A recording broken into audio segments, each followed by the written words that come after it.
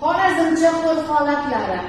Farg'onacha qo'l holatlari bilan bir xil bo'ladi. 7 ta qo'l holati bo'ladi. Bunda faqat bilakdan pastki qismlarimiz pastga buklanib joylashtiriladi. Farg'onacha birinchi holat, Xorazmcha birinchi holat. Mana bu birinchi Xorazmcha holat.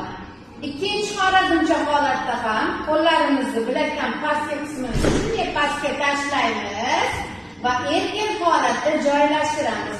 Tarang ham bo'lmaydi, o'rta pastga tushib ham kelmaydi. Bu xato.